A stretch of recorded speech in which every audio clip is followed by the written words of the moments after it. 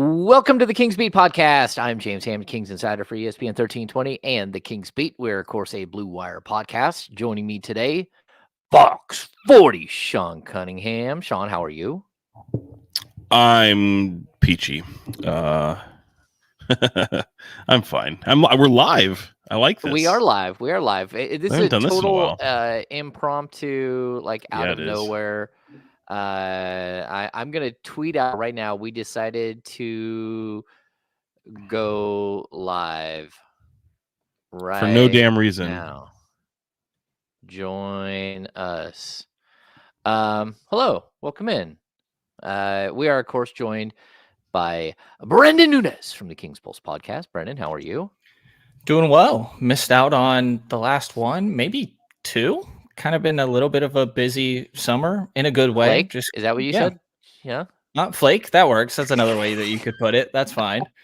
You wouldn't be wrong necessarily. So yeah, glad to be joining you fellas. Have I seen you? Have I seen you since Vegas?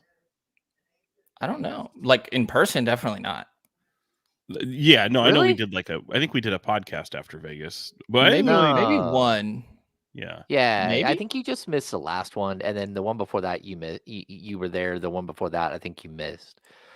We got people showing up. Hey, hello everybody. Hello, Stephen Castaneda and Miss Mac and Serial Connection and Hector and we got all kinds of people joining the party here.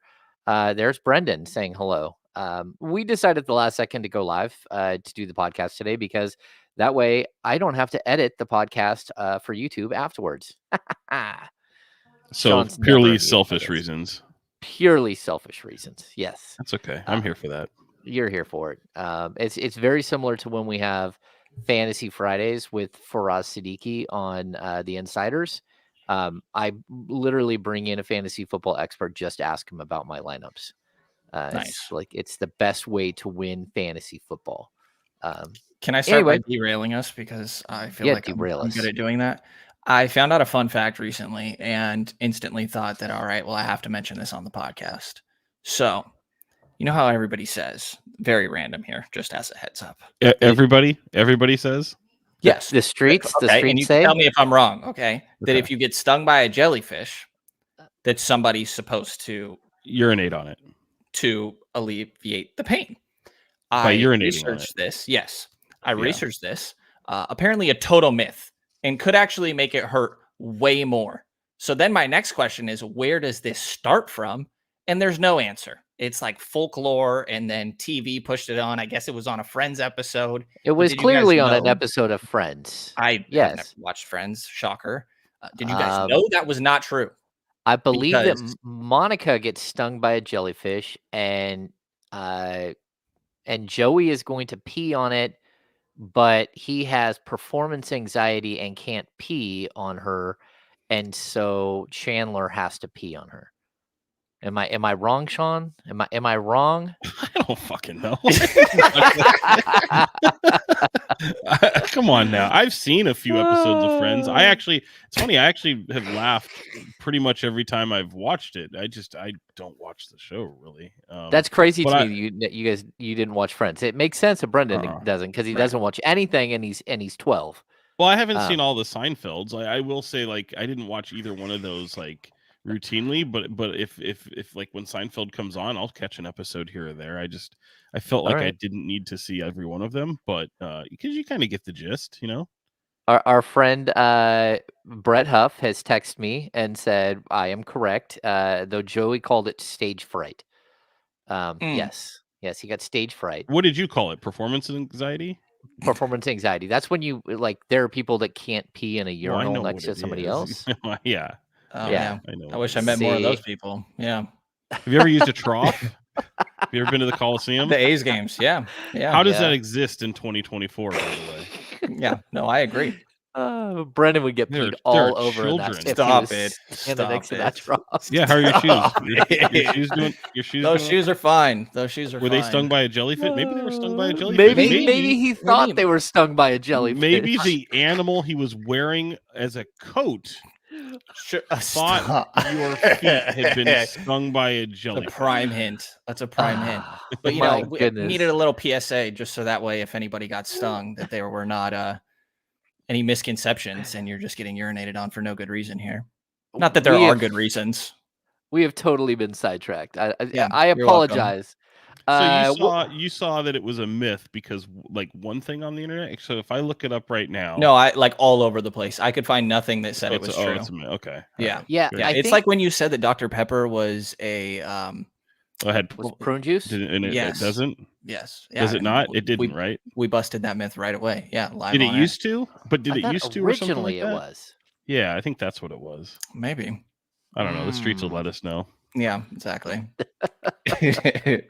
All right, so welcome into the KINGSBEAT podcast. We have completely been derailed and sidetracked and everything else.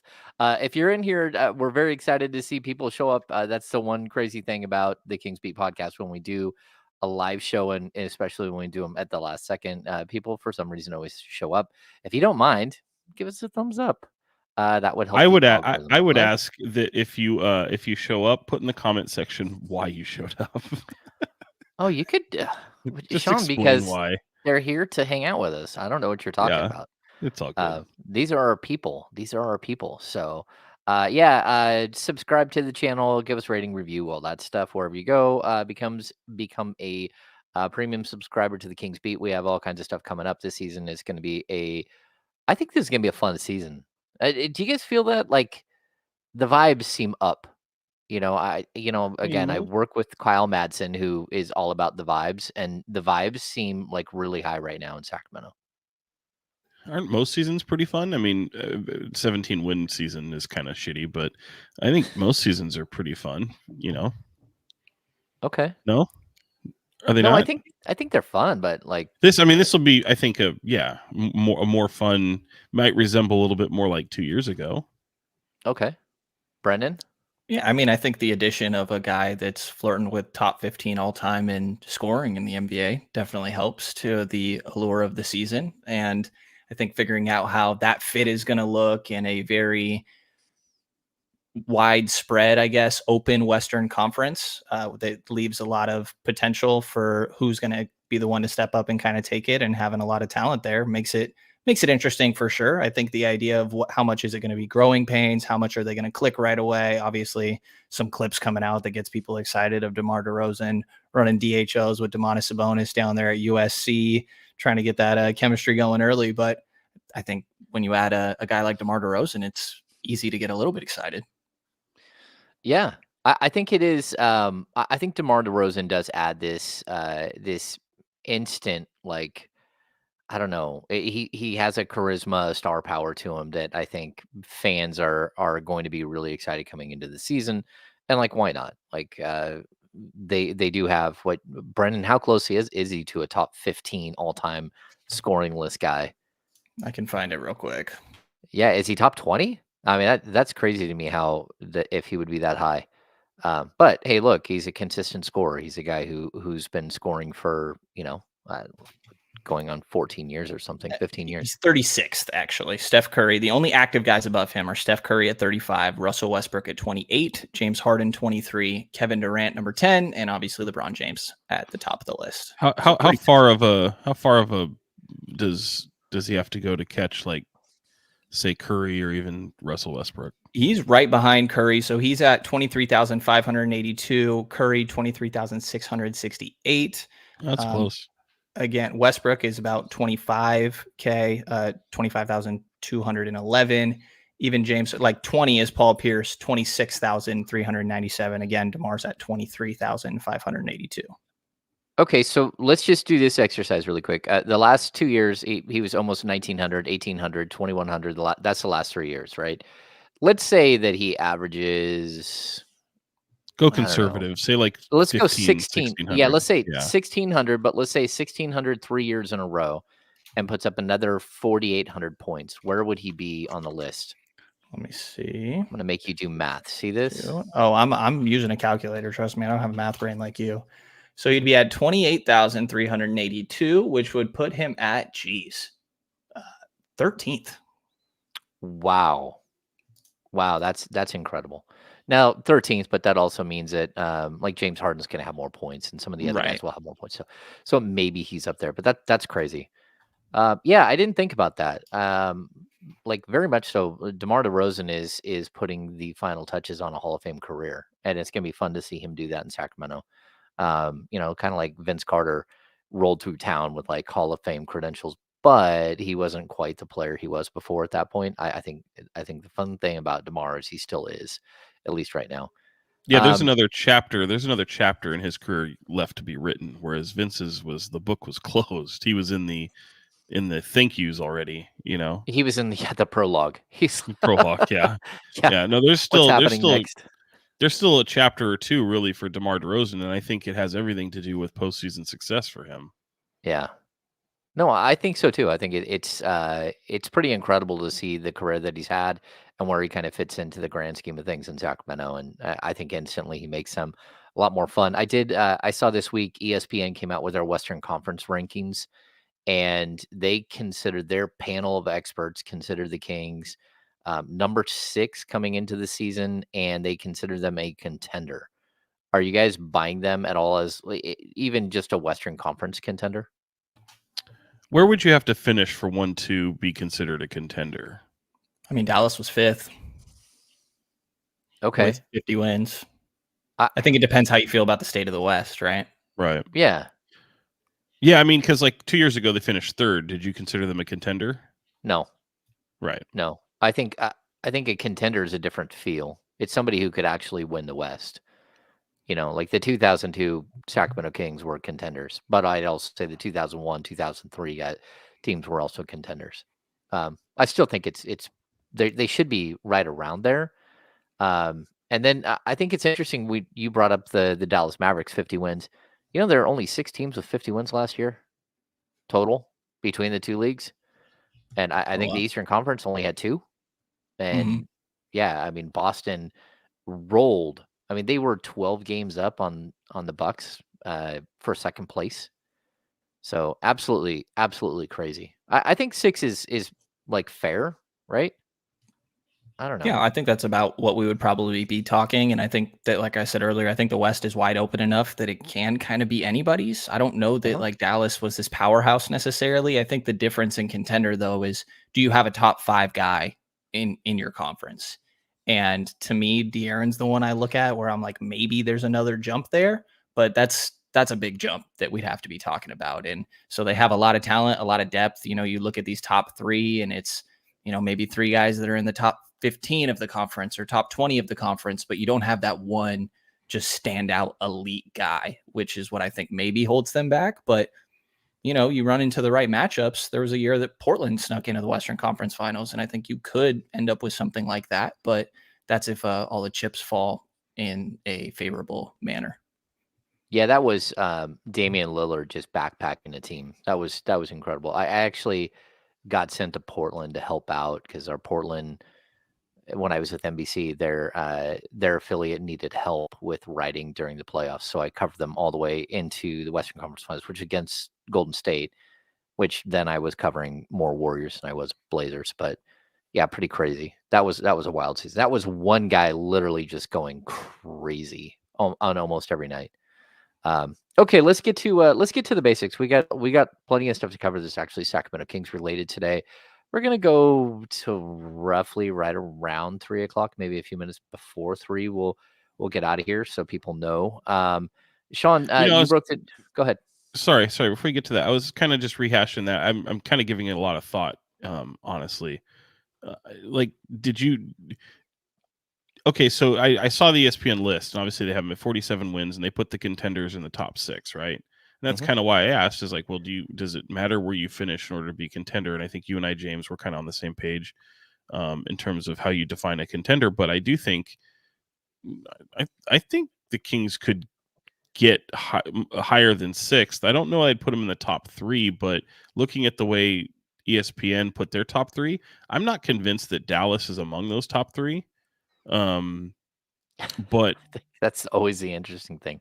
Dallas played in the finals, and everyone is like, "Are they though?" I agree. Yeah, I mean, I think there's kind of a question mark now. Clearly, I think they're a top 6 team still. Don't get me wrong. I mean, however it ends up falling out, I just don't know that I would believe that they'd be in the top 3. But I could picture the Kings getting into the top 5. I could picture the Kings, I don't know that I could see the Kings being third again, just with the way the West is currently. But it doesn't feel like it's as wide open as it was 2 years ago. But I do think that this team has potential to, and this is as currently constructed too. I'm not, who knows what happens at the trade deadline in the season, injuries and what have you. But I could envision them being fourth or fifth in the West. Yeah, no, I think this team, the Kings team, could totally jump. Look, once you're in the top 5 or 6, I think that means that you have the potential to be a number 2 seed. You have potential to be a 3. If you were to ask last season going into the year, would OKC be number 1? I think none of us would have said yes. And that's just kind of the way the West is. Like, it is a bloodbath every single game. It feels like the top 10 teams have a shot, maybe even the top 12 teams, of beating anyone on any given night. And that's really tough. I mean, it's a gauntlet. And I think the Kings are lucky they only play Minnesota and New Orleans and a couple of those teams like 3 times this year. It's good because some of the tough matchups that they typically struggle with is bad. Well, I wonder too, seeing Dallas go as far as they did, it's not like it's not like there's an evolution there. You don't have to be better than you were the year before. There could be some let up there. Dallas could conceivably drop, much like the Kings did from the year they finished 3rd to the next year when they're 8th. Yeah, I think everybody assumes the Klay Thompson thing is going to be smooth, and I see how it's going to be how the fit makes sense. They need floor spacing. Klay, obviously a great shooter. He's so used to a free-flowing movement offense, and now you're going to Dallas where it's so ball dominant. I think that there could be an adjustment to getting him involved while also maintaining what Luka and Kyrie do. And I think you could say that for a handful of these teams, and the Kings fall into that too. Like Damian Lillard was just on Jeff Teague's podcast, which I find hilarious and entertaining for what it's worth, and talked about how much he was catering to Giannis early into getting to Milwaukee. And there needed to eventually be a balance of like, all right, well, I still got to figure out how I'm going to get mine. And there's an adjustment when a star comes in. And so I think that Dallas could have some of that, but I definitely think that that's an interesting sort of wrinkle to Sacramento season, is how long does it take to sort of figure out what this looks like? Yeah, it's a good question, Brenden, because I'm not sure. I think we all think right away, like, oh, well, you drop DeMar DeRozan and this Sacramento Kings team is going to be way better. And that could be the case. And I think we got a little spoiled 2 years ago when, again, they traded for Sabonis and Trey Lyles like during the season the year before.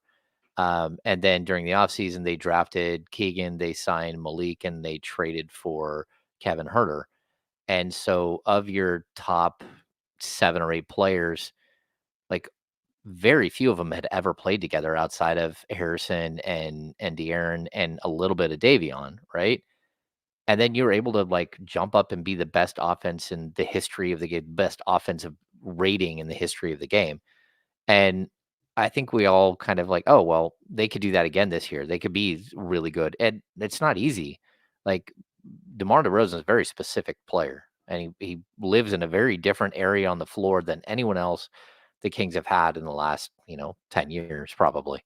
And like, you're going to have to figure out how to integrate him. And I think it brings us to one of the topics that we'll talk about today. Like, I think it's a really cool thing to see a video out there of Doug Christie and Leandro Barbosa working out with Sabonis and DeMar DeRozan. And then sure enough, Kevin Huerter shows up, and, they're all working together down in LA right now, trying to get some sort of familiarity with each other. And I think those things matter, especially during the offseason. I had some conversations, like, went really, really well, but that doesn't mean that like that's going to translate when you get the other, 5 or 6 rotational guys on the court. But it's good. It's good that we're seeing some of that stuff right now, whether it's in LA or whether it's with some of the young players playing with De'Aaron here. I think it's all good stuff. Did you guys see the videos? What were your thoughts? Number one, I would say, like, the video I saw, very, very quick. But Kevin Huerter looks like he's been hitting the weight room. He looks like he was in great shape. Yeah, Boogie Ellis was a part of the down there as well. I think it was interesting the way I like the edit. Whoever edited that and shot that was really, especially the one with shout out Kings Digital for putting that thing together of DeMar DeRozan getting out on the beach at like 5 a.m. and working out, and him narrating his grind, so to speak, and the motivation for doing so. But I don't really. It's funny because you get I think it's an interesting comparison, like Dame Lillard going to the Bucks, DeMar DeRozan coming to Sacramento, and I think the reason that I feel better about DeRozan coming to Sacramento is the fact that they operate an offense that's so equal opportunity, and he obviously isn't while he is a playmaker, he's not a point guard, and him being able to get his within the context of the offense, I think won't be a problem. I'm just curious how it looks. Does it slow down? Does he have to, dribble a hole into the ground in order to find his opportunities? And hopefully that's not the case. Hopefully the offense is still quick, making quick decisions, and the passing is fluid, and everything is within the context of the way that they play. So, yeah, it's a concern, but I think it's going to be rather fluid offensively. That part doesn't really bother me at all. But seeing those videos down there, I mean, it's great. I mean, I know they're going to have a mini camp coming up within the next, I don't know if it's a week or 2 weeks, but it'll be in San Diego, and the entire team will be together. It'll be kind of you'll probably have Doug Christie and Leandro Barbosa a part of it, but you won't really. I mean, it's going to be a players mini camp similar to what they've had in years past, and this I think is just kind of the start of it. And I think seeing Domas kind of get with DeRozan here, and really get him initiated into the dribble handoff. I also wonder, his experience with the Bulls when he's in. Granted, the joke there is that they were never really all that healthy, but playing with a guy like Vucevic and even a guy like Kobe White, who kind of blossomed while DeRozan was there, if that gives him a little bit of a comparison of playing with what it'll be like playing with Fox, who is a scoring guard like Kobe White has become, and a big man who likes to share the ball in Domantas Sabonis, and you can, bring the offense through. I wonder how much of a comparison there will be there that translates going from Chicago to Sacramento.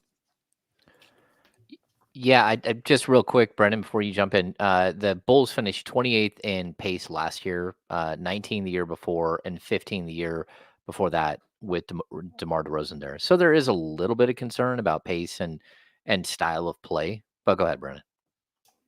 Yeah, I agree. I mean, I think that there's an adjustment, but I think there's also a healthy balance of like sometimes the game naturally slows down. I still expect the Kings to be a fast team and try to play with pace. They have what they think and might be the fastest guy in the league. If not, he's in top 3 in De'Aaron Fox. Domantas Sabonis grab boards, take it himself. Like, it makes sense that that's their style of offense. But sometimes the game slows down, and I think that's part of the reason we saw teams go on extended 11-0 runs in like what felt like the blink of an eye, is because you're still playing this fast-paced offense, and that needs to exist to an extent. But at the same time, there's also a balance in my mind of slow it down a bit at times. It's also going to naturally happen throughout the course of the offense. But when it comes to the handoffs, like for reference, 7.9% of De'Aaron's possessions last year, dribble handoffs. DeMar DeRozan's 2.7%. And obviously difference in playing with Domas compared to Vucevic. Not that Vucevic can't do it, but Domas is right up there, best in the league, if not the best.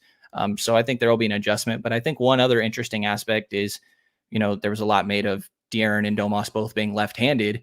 Those guys can, as Domas brings the ball up the floor or gets the ball around the key, De'Aaron can be on the right side of the floor. So if Domas goes to him, he's getting towards his left. You can have DeMar on the left side of the floor. So if he goes that way, DeMar gets to his strong side on the right as well. Just a little aspect there that I think helps the chemistry a little bit with all the ball reversals and constant movement that they have. No, it's a good point. Keegan Murray is also left-handed. And those are things that you have to be concerned with, where, again, Kevin Huerter is right-handed. Harrison Barnes always right-handed player. But when it comes to the DHO, I think, like, if you're going to be DHO heavy like they were 2 years ago, they weren't. I mean, they were still heavy last year, but not as much. They had a lot more variance on what they were doing. I think it's imperative that you see DeMar DeRozan and Domantas Sabonis working together as much as possible. And I think that DeMar DeRozan's ability to pull up from anywhere on the floor is just like another really intriguing wrinkle to the DHO game. And so, like, I want to see them be able to drag that out to the 3-point line at some point, because I think uh, they're going to need to create some of that spacing. But I also think that Domantas Sabonis is going to have to shoot the 3 in that situation. If he's going to be on the court with DeMar DeRozan a bunch, and teams are going to try to take away sort of the mid-range game with those two, I really do hope that Domantas is not only like ready but willing to shoot the 3, because they're going to have some spacing issues. At least that's what it looks like. Maybe it won't work that way. Maybe they'll just be absolutely incredible together. We'll have to wait and see. Anyway, yeah. Somebody asked in the chat. Yes, Keegan is left-handed, although I believe he shoots right-handed. But he is left, and Chris is a true lefty. He shoots with his left and does everything else with his left hand. Okay, Sean. The other thing we had is this workout, which I don't know how to describe it. So the Kings they have a bunch of young players here in Sacramento right now, and they invited some veterans. What have you heard about this? Because it sounds like Isaiah Thomas, Juan Toscano Anderson, Tony Bradley, and Lonnie Walker all came out. Are you hearing any updates, or do you know what's going on with this whole situation?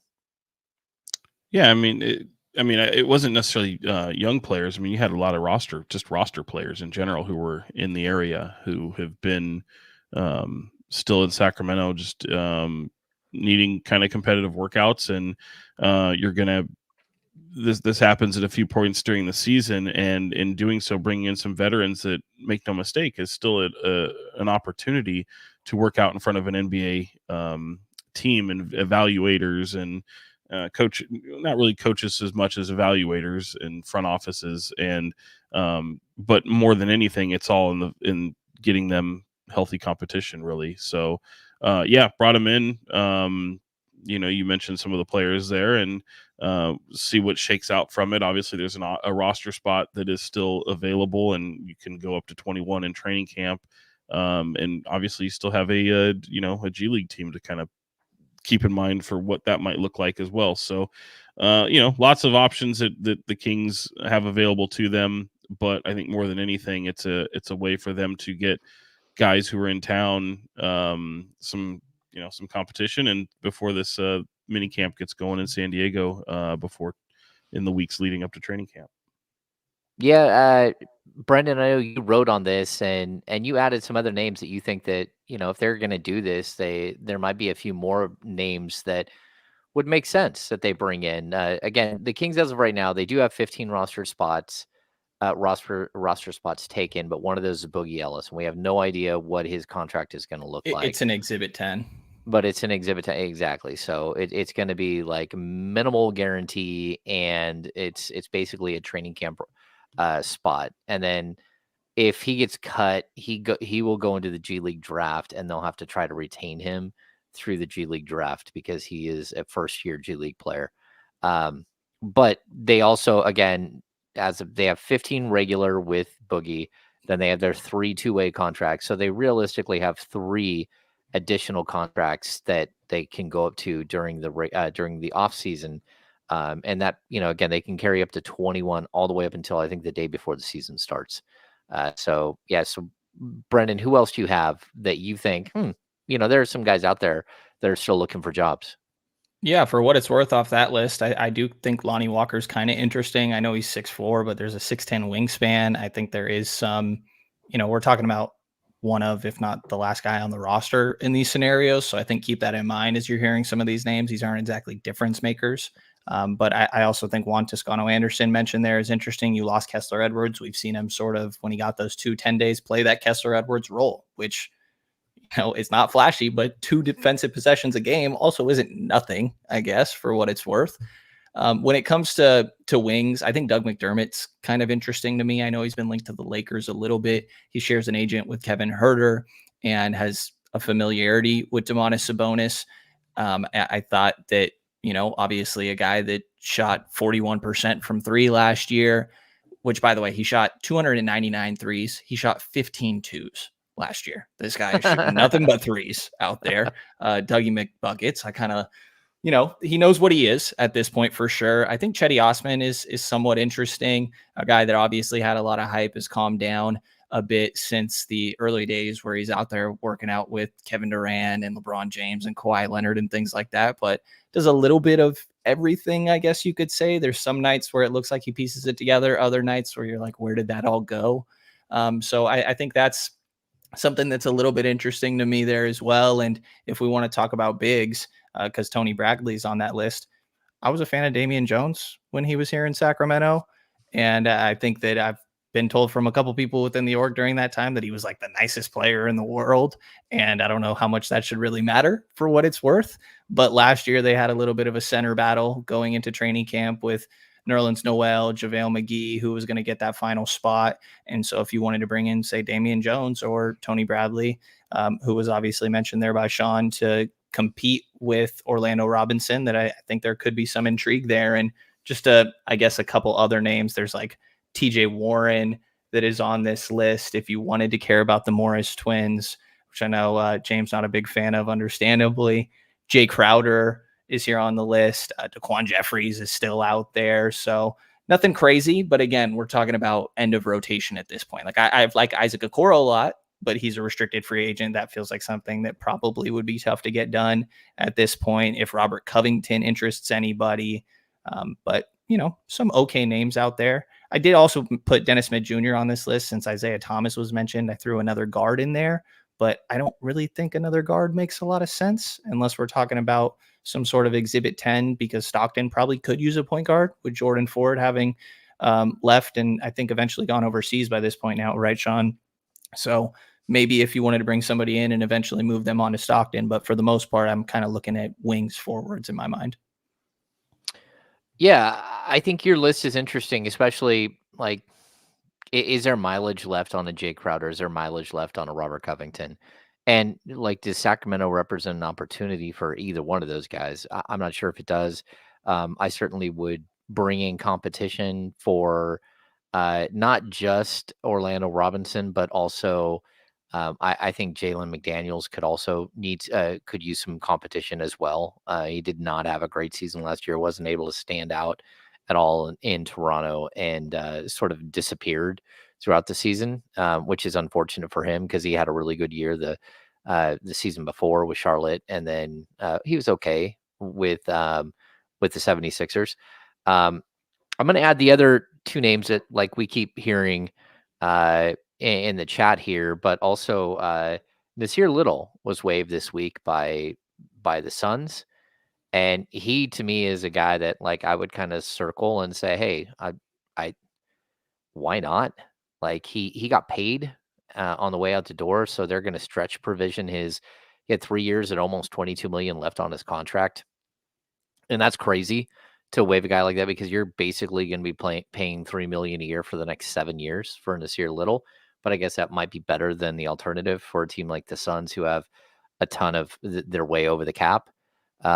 And he's another guy who's, I think I looked it up. He was 6'4.5" at the combine. So right around 6'6" with a 7'1" wingspan, sort of that long, athletic, Moses Moody build wing that is still only 24 years old. So him, and then, Mark, you mentioned him, but he was already on my list for the day. Mark is mentioning in the chat. And then the other one Mark, that you did bring up is Matt Ryan, who was waived by the Pelicans. 6'6" guy who shoots the lights out. A little bit of a, I don't know, like he mixed it up a little bit with the Kings. If I'm not, no, I'm thinking Matthews. But he shot 45% from three last year in over 28 games on 3.3 attempts per game. Any of these names jumping out at you there, Sean Cunningham? No. No. I mean, I hate to be that guy. I was literally thinking to myself, I was going to ask you guys, like, okay, you've named off a lot of names. Do any of them interest you? Are any of them kind of rise to the top? And I'm not saying you have to pick one, because I'm at a loss. I don't like any of them necessarily. The only one I'm intrigued by is Nasir Little. Like again, he's a young guy. I know that Portland loved him a couple of years ago, and then when he was included in the Ayton deal, you know, I was surprised he wasn't able to figure out a way to get into the rotation in Phoenix, and that might speak volumes about him, but it could also I speak volumes think it about this. does. Yeah. Well, it could speak volumes about the situation in Phoenix as well. So I'll say that, like, you know, I think my own personal, this is just me speaking here. I think I'm not looking at anybody that's under 6'8". Like, I feel this team has a real need for length. You know, I don't know that you can get quality length, but you know, that just seems like an area of need for me. And whether that's scouring a free agent market or, you know, G League market or whatever it is, that's kind of maybe where my focus would be. Clearly they've got two guys on two ways that have some size with them, and you know, Isaiah Crawford and Isaac Jones, but I you know, both those guys are projects for the most part. So it's if you brought in somebody that had maybe a little tread on or had a little experience in the league, and you know, but I think that's what I would be hunting for in a free agent market. But yeah, there's not a lot of stuff I like out of those names, guys. okay, yeah, it's probably JTA that is maybe the most intriguing to me. But like people are saying in the chat, like you're kind of getting at, Sean, this is all marginal stuff. I do think end of rotation matters because you never know what you could get.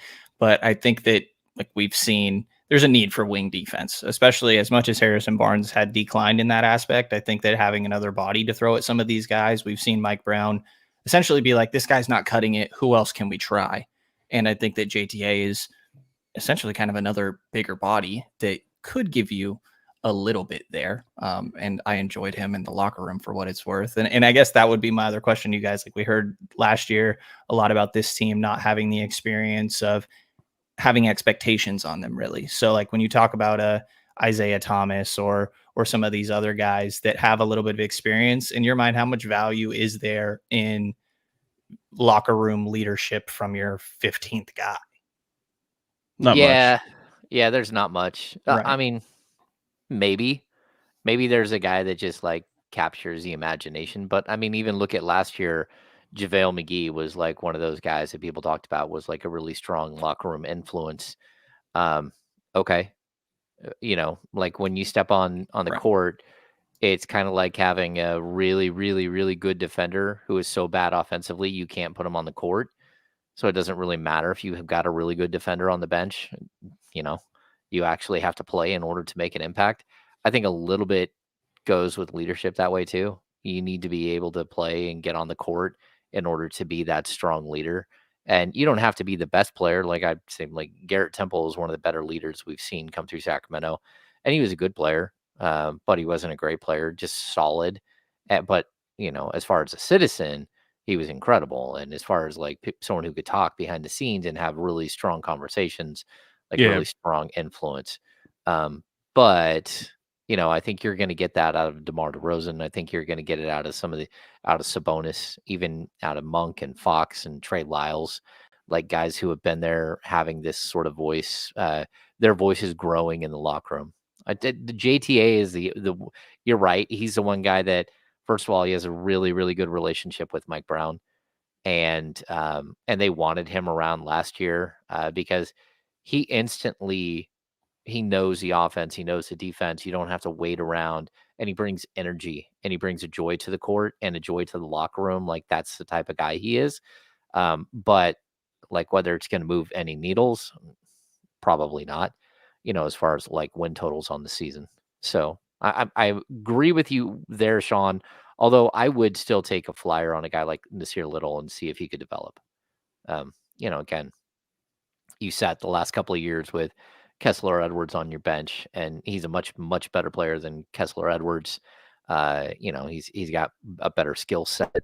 And so I would put him, you know, like whether he's better than Jalen McDaniels or not, I kind of want to put them against each other and see how it goes. But that's just me.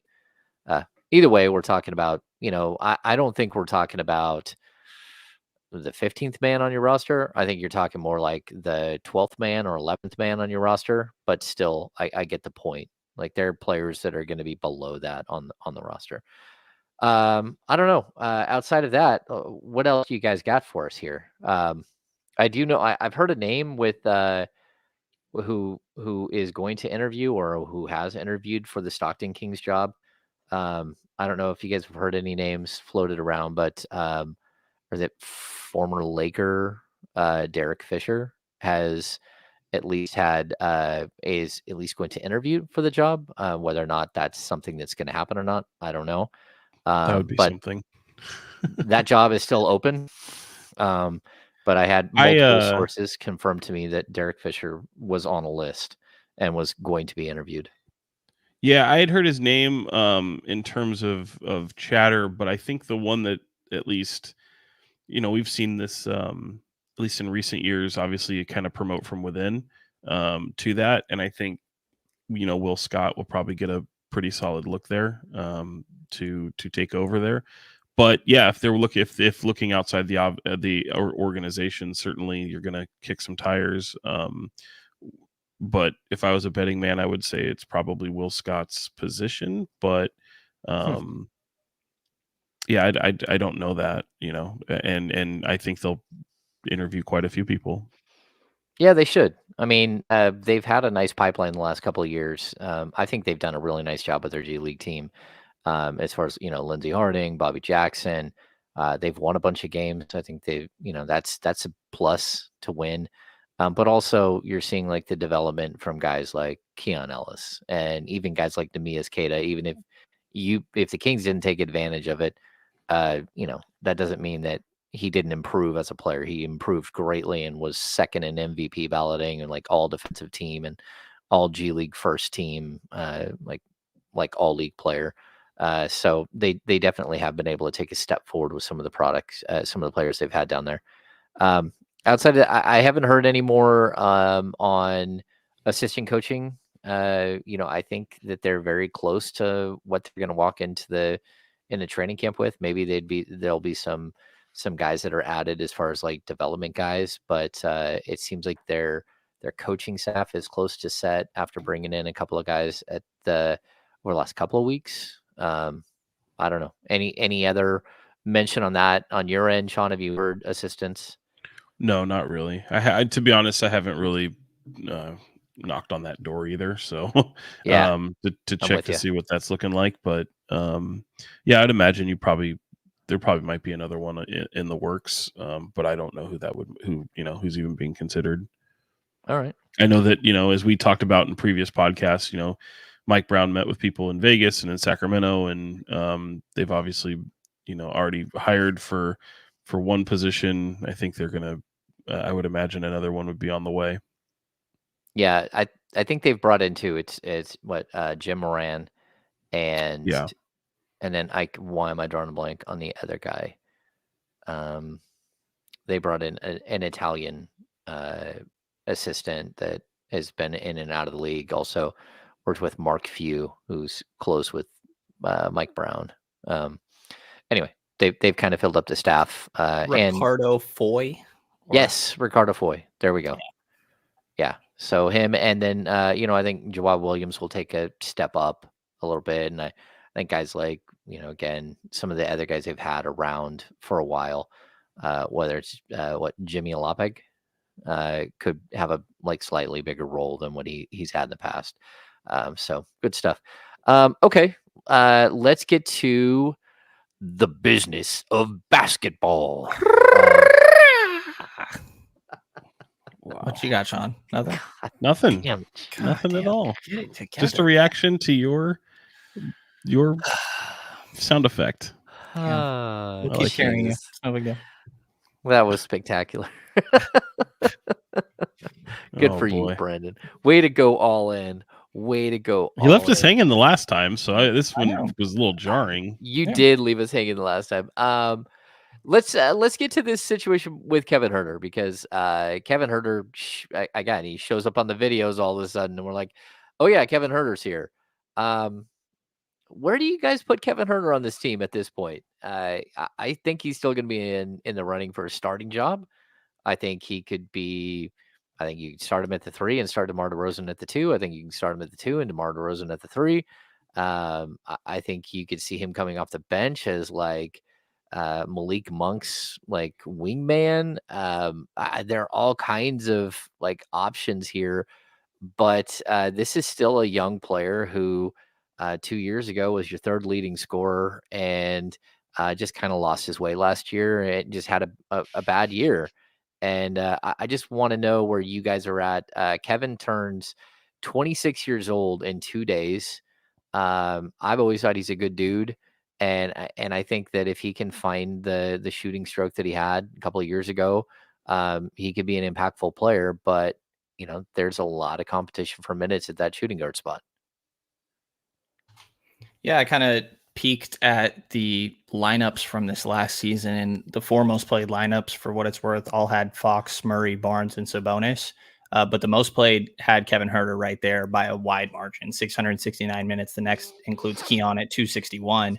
But that, 600, right under 670 minutes with Huerter, 119.9 offensive rating and a 113.9 defensive, for what it's worth, but it ends up being a plus 6.1 net rating. And you look at all the different guys they've plugged into that starting lineup, that's the best net rating by a wide margin. The next best is Duarte's plus 1.5. So I think offensively, it gets a little underrated how much Kevin really impacts things.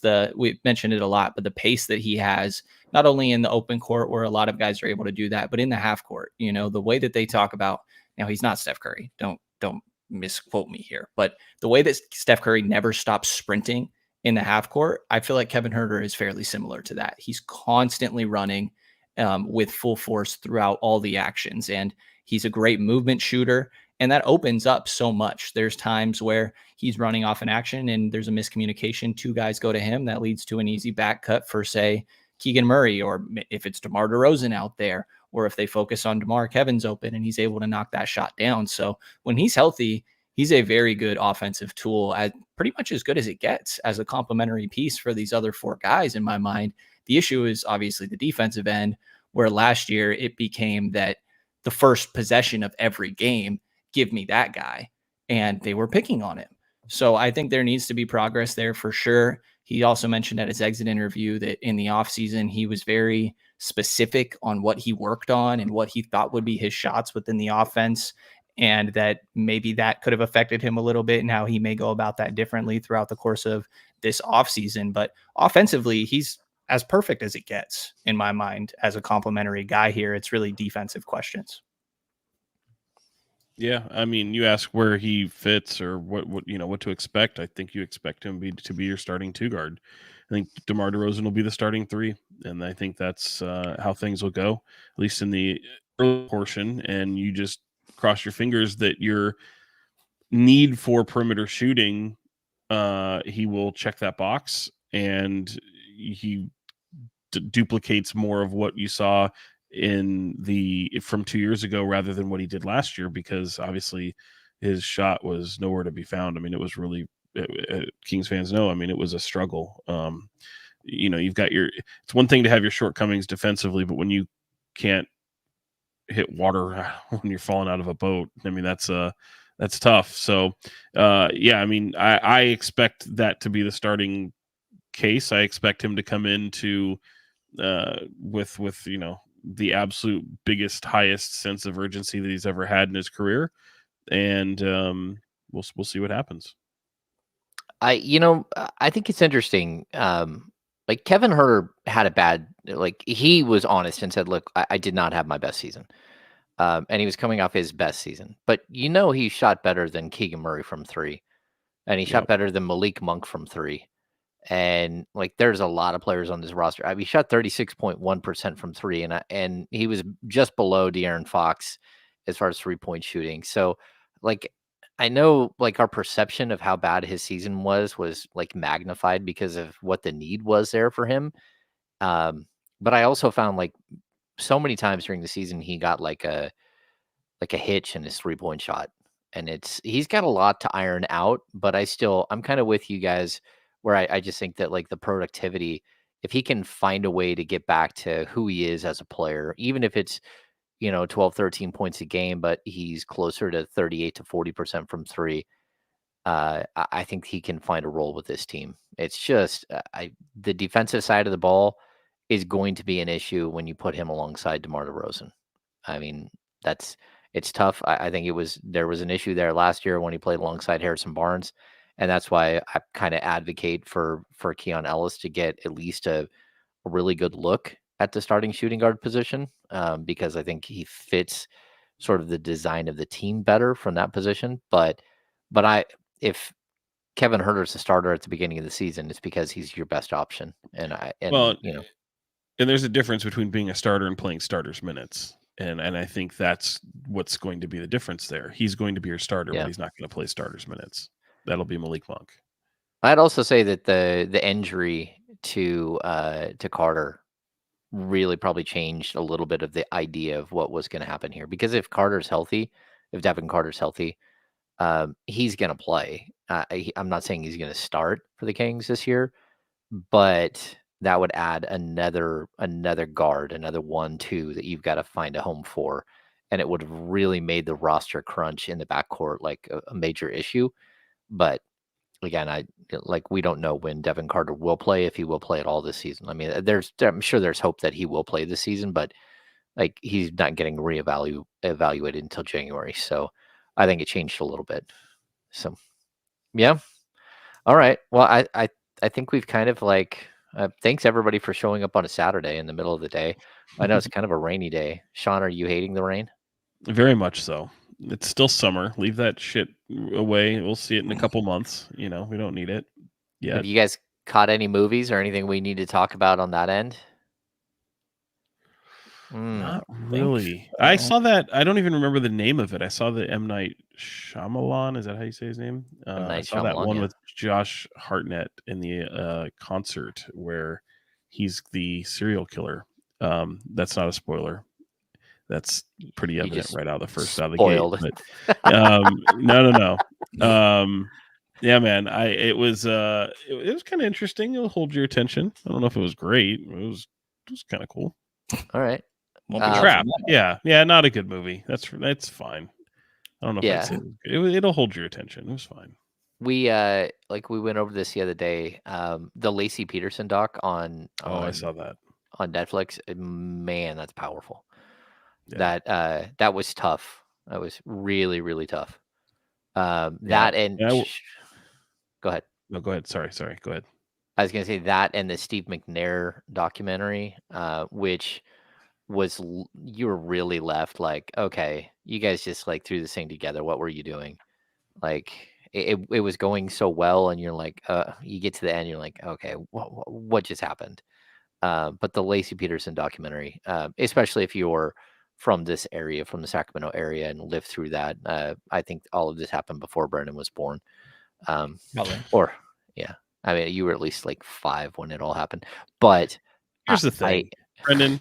There's a lot of stuff that predate me. I think it's part of being a good student of pop culture that you should know what predates you and things that happened. Like there's so many musicians and movies and art and sports for that matter that happened before I was born, and I got to learn. I learned it. I went out of my way to find out about stuff.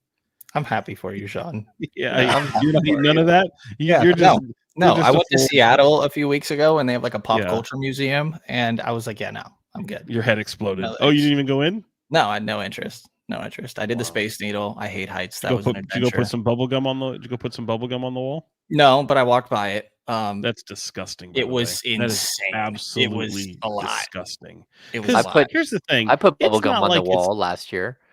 Yeah. Did you find a spot? That's gross. I wouldn't touch that. No, you put it on other people's probably, huh? Maybe I didn't. See, you would remember if you did. You'd know if you did. No, I went down the little alleyway there and I checked it out. Yeah. Gross. So gross. Oh, yeah. It is. I mean, look, it's a wet climate up there. It rains all the time. That's just gross, man. That's hilarious. That's spectacular. Okay. What do we got for final thoughts? Let's start with Brenden.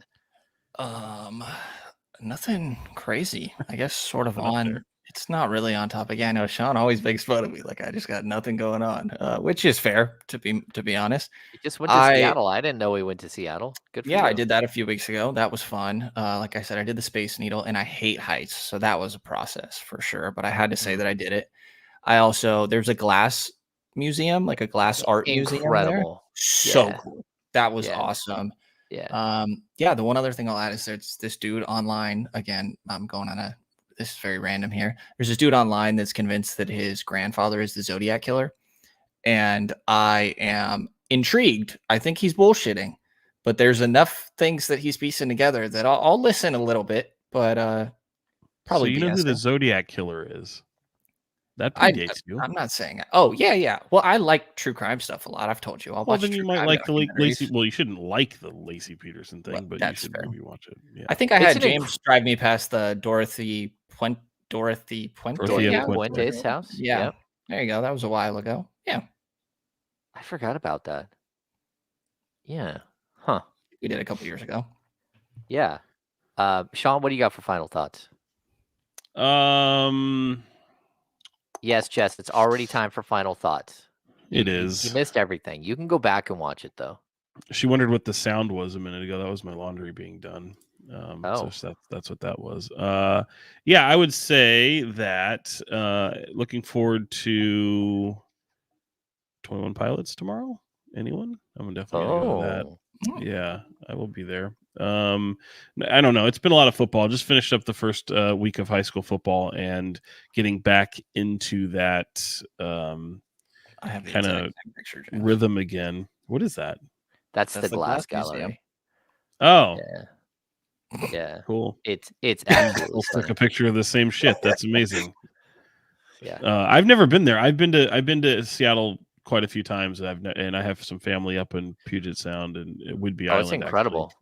Yeah, and it's right next to. It's attached to the Space Needle. I did make sure to go to a Mariners game and look up what the best seats were, and it was gorgeous. For anybody, did they leave the roof open for you? Because I know they had it closed the other day. Yeah. Oh yeah. Let's not talk about the Giants game. I think it is at Chihuly Gallery. Yeah, I think that's right. Yeah. Man, Gilbert in here said Dorothea Puentes is his mom's godmom. That's not great, Gilbert. That's not great at all. She buried people in her backstory. Man. Story. Yeah. Wow. What is the Night of the Dragon? What is that? Jess says watching Night of the. I know the Dragon thing on HBO, that series. I've watched that, but is it called Night of the Dragon? No, I don't know what the hell that is. That's not what. I think it's a event where Slovenia is playing some basketball. I think it's some basketball event. Team rosters for Night of the Dragon. Team Luca versus Team Gogi. Interesting. Some basketball. James, I did make the pilgrimage, by the way, to the Coliseum for the final Bay Bridge. I went to the opener of the final Bay Bridge series with the Giants and the A's. I wasn't there on Sunday because I had to go to the Niners preseason, but it was interesting, very, very interesting. I mean, there are people all throughout that building who work with the team, and I'm like, are these people going to be around? Even like from, even within the organization, higher ups, that kind of thing. And, there's people who see me and, they just know me as Sacramento media. So they come up to me and they're just like, oh, I can't wait to be up there, blah, blah, blah. And I'm like, are you going to be there? Like you will be there for sure? Or do you know this already? Like, I'm happy for you if that's the case. But yeah, a lot of that. But I mean, I will say, like, it reminded me of old times, like that was the highest attendance of the year. They beat out the Dodger series from just a couple weeks prior to that. Okay. Know what the attendance was on. I was there on Saturday, but it was pretty interesting. All right. Wow, we have all kinds of weird stuff happening in the Chatty House now. Always do. Chatty House after party. I believe you're saying John Wayne Gacy is who you met as a child, and that's alarming that you met him as a child. I will also say, like, Charles Manson. How would you know? Like, what? How would you know if you'd met John Wayne Gacy? Like, I wonder what that story was like. Or I Gary. wonder if Who the hell is their John family- Wayne Gary? It's got to be that's what Gacy. I'm saying. I think it's John Wayne Gacy. Yeah. So Charles Manson, my grandma had her house was on one corner, and across the street from her house was this little old man named Jerry Landers, and his son was a biker and trouble, and would come up and bring his friends up on occasion. And the word was that Charles Manson had come up to, like, literally right across the street from my grandma's house, which is weird, but yeah. Oh, look at that. He was performing as a clown at a block party. Jeez. Now that is wild. That is wild. Man, that's a wild story. And we don't even know the whole story. We need to do an off the record with KINGSBEAT virtual happy hour, and you just tell that story. So Brenden, Brenden, have you watched the movie Zodiac by chance, or have you done any? I have the night. What's it called? Night. No, it's not Nightcrawler. That's a different Richard guy. Ramirez. Yeah. No, the Night Stalker is Richard Ramirez. Night Stalker was Richard Ramirez. Okay, that's so Richard Ramirez. The movie. That's not Zodiac. Nightcrawler is the Zodiac movie, I believe. Oh, you might be right. I don't think so. With Robert Downey and no, the movie's called fucking Zodiac. It's literally called Zodiac. Well, there's one called Nightcrawler, I think, that has Robert. Nightcrawler Downey is the Nightcrawler is the one with Jake Gyllenhaal, where he's a stringer who sells like video to TV news stations. Right. And then I've seen that one. creating. I have not seen Zodiac though. Okay, you need to watch Zodiac though. Zodiac, Robert Downey Jr. Yeah, Jake Gyllenhaal's in that also. If you sat through Zodiac, that gives me not the Nightcrawler or whatever movie that we're talking about. My it is, God, man. No, it is with Robert Downey and Jake Gyllenhaal. Look it up. No. Look it up. It is called Zodiac. It is literally called Zodiac. Zodiac is There is a movie with Jake Gyllenhaal called Nightcrawler, and I just told you what it was about. Yes, where he's a TV stringer.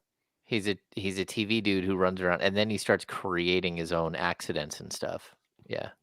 All right. Well, we've lost our way. We've lost our way, everybody. It's Saturday. It's rainy. It's weird outside. Thanks for joining us. That just shows Brenden is capable of watching a movie, though, and sitting through the whole sitting of it. That's You're not wrong. Okay, so I have seen I'm not Zodiac. wrong. I'm Mark just going to Ruffalo. the name. I have seen Zodiac. Yeah. Yeah. David Fincher, Ruffalo, right? Isn't it David? Is it David Fincher, right? I don't know. It is Ruffalo, though, isn't it? Yeah, Mark Ruffalo's in it. Yeah. I don't see any Finches. Yeah, I don't know. All right. There are no birds in this, Sean. Yeah. Fincher. David Fincher. Yeah. Sure. That's hilarious. All right, cool. We're gonna do this again next week. Hopefully we'll have some stuff to talk about. We will have some stuff to talk about. I think the three of us will well, Sean, I don't know. Are you going to be Yeah, I'll be there. Yeah. We'll have stuff to talk about next week. How about that? So the three of us will actually get to hang out tomorrow, at least for a few minutes. But yeah, I think that's going to do it for this edition of the KINGSBEAT podcast. So thanks for joining us. Hit the thumbs up, subscribe to the channel, jump on board the KINGSBEAT, do all the regular everyday stuff that we tell you to do when you're part of the family here. So thanks again for joining us. So for Fox 40, Sean Cunningham, who's blowing out a candle, and Brenden Nunes from the Kings Pulse podcast. I am James Hamby, Kings Insider for ESPN 1320. See you next week.